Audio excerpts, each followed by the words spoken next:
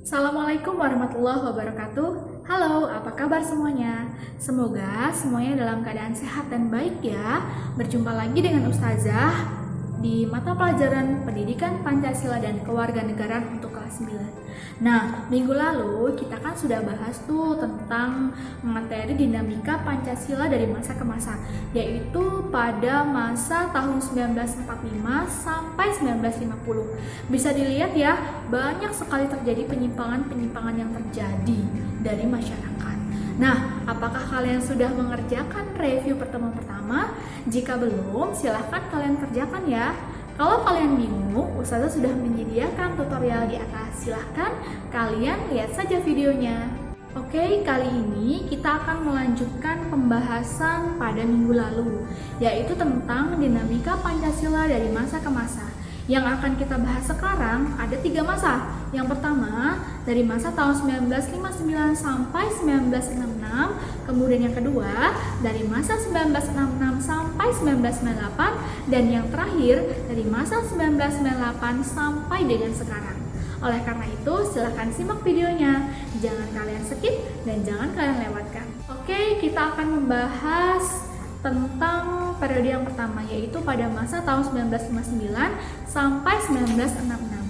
Nah, pada masa ini, sebagian pihak itu menyebutkan bahwa pada masa tahun 1959 sampai 1966 disebut sebagai periode demokrasi terpimpin, di mana kekuasaan atau demokrasi tidak berada pada kekuasaan rakyat, melainkan demokrasi itu berada pada kekuasaan pribadi seorang presiden.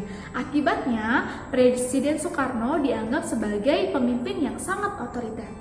Misalnya, Presiden Soekarno itu diangkat menjadi presiden seumur hidup. Tidak hanya itu, Presiden Soekarno juga ingin menggabungkan antara nasionalisme, agama, dan komunisme menjadi satu.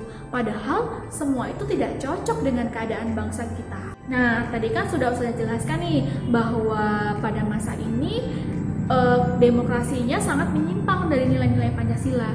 Oleh karena itu, terjadilah banyak sekali penyimpangan-penyimpangan atau pemberontakan yang terjadi. Di antaranya, yang pertama adalah diangkatnya Presiden Soekarno menjadi presiden seumur hidup. Kemudian yang kedua, adanya pembubaran DPR hasil pemilu tahun 1955 oleh presiden.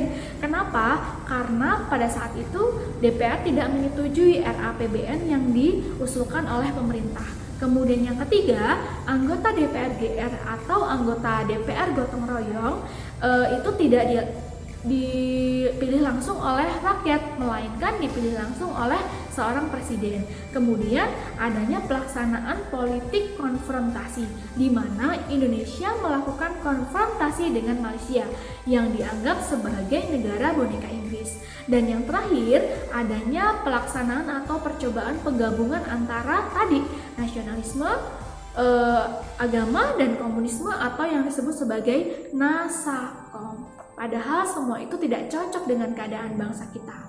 Selain itu, pemberontakan yang terkenal yang masa itu adalah pemberontakan PKI atau yang disebut sebagai G30 SPKI yang terjadi pada tanggal 30 September tahun 1965, di mana PKI itu ingin merubah ideologi kita dan ingin merebut kekuasaan kita. Selain itu, pemberontakan PKI juga disertai dengan pembunuhan perwira tinggi atau yang disebut sebagai pahlawan revolusi. Salah satu korbannya adalah Ahan Nasution. Selanjutnya, kita akan membahas pada masa tahun 1966 sampai 1998. Pada masa itu, terjadilah demonstrasi yang sangat besar-besaran, di mana rakyat menyampaikan tuntutannya kepada pemerintah.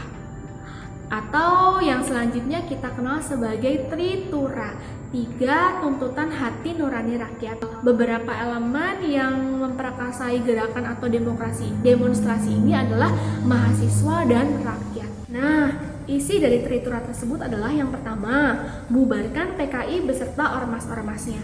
Yang kedua, bubarkan kabinet Dwi Kora dari unsur-unsur PKI. Dan yang ketiga, turunkan harga. Situasi tersebut yang semakin tidak menentu membuat Presiden Soekarno mengeluarkan suatu surat yang disebut sebagai Super Semar atau Surat Perintah 11 Maret, yaitu pada tanggal 11 Maret tahun 1966. yang isinya memerintahkan Letnan Jenderal Soeharto selaku Panglima Komando Operasi Keamanan dan Ketertiban untuk mengendalikan keamanan dan ketertiban negara. Dan yang terakhir yaitu pada masa tahun 1998 sampai dengan sekarang, atau yang biasa kita kenal sebagai masa Orde Reformasi. Nah, pada awal masa ini terjadi kemunduran ekonomi di Indonesia. Tidak hanya itu, adanya dugaan penyelewengan terhadap Pancasila yang membuat mahasiswa dan masyarakat melakukan demonstrasi untuk menuntut turunnya Presiden Soeharto. Dan akhirnya Soeharto menyatakan mundur sebagai Presiden RI dan kemudian digantikan oleh wakilnya yaitu B.J. Habibie. Nah, mungkin itu saja yang dapat Ustazah sampaikan. Semoga bermanfaat dan silahkan kalian boleh bertanya jika masih ada yang belum jelas. Ustazah akhiri, Assalamualaikum warahmatullahi wabarakatuh. Sampai jumpa di pertemuan selanjutnya.